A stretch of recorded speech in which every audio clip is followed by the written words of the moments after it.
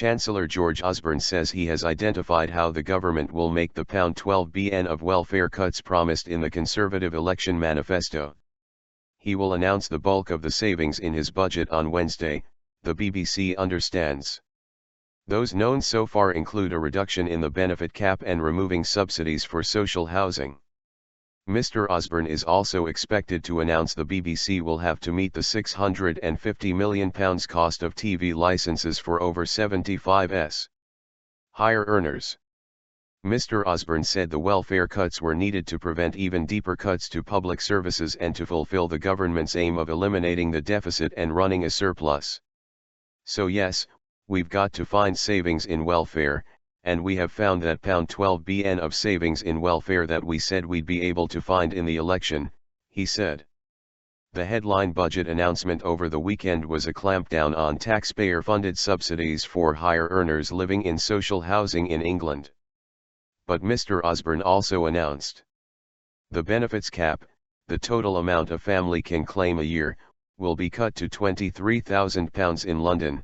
The BBC understands the cap will be £20,000 per household outside of London. An indication that he would not reduce the top rate of income tax after Tory MPs called for a cut. The BBC needed to make a contribution towards the deficit, which, BBC News understands, will include the corporation having to cover the free licenses.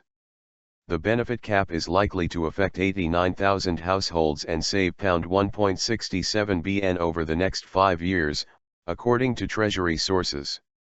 Mr. Osborne confirmed he would be seeking to make cuts to tax credits for people on low incomes, which had become a very expensive system, costing £30 billion.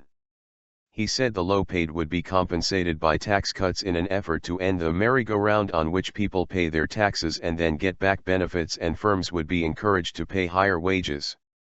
Shadow Chancellor Chris Leslie said Labour backed the benefits cap, but Mr. Osborne should introduce tax breaks for employers that pay the living wage, which is £9.15 an hour in London and £7.85 elsewhere, as a way of boosting people's incomes.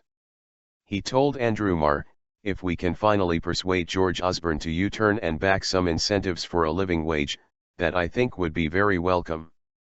But don't underestimate how important some of these tax credits have been, not just helping people be able to afford to be able to go to work, all those travel costs, childcare costs, and so forth, but also there's an important principle about helping the very most vulnerable in society." Meanwhile, Mr. Leslie suggested that Labour could back the Chancellor's move to make the BBC pick up the £650 million bill for free television licenses for the over 75s, but wanted to see the full details before deciding.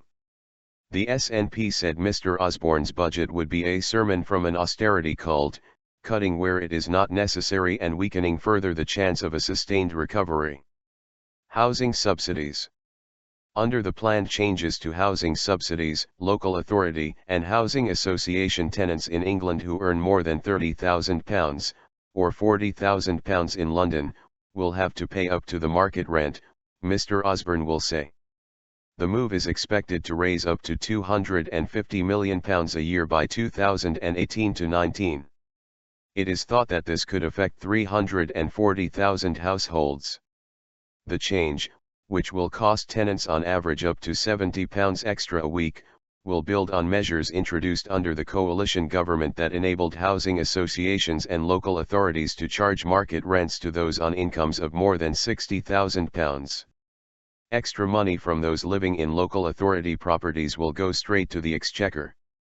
The budget will also confirm the end of inheritance tax on family homes worth up to £1 million.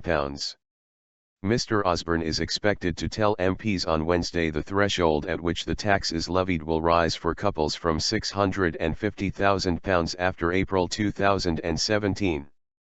The Chancellor is not expected to outline the £30 billion in departmental spending cuts that the Institute for Fiscal Studies says he will need to find over the next 3 years on Wednesday. These are likely to be set out in the autumn in a spending review.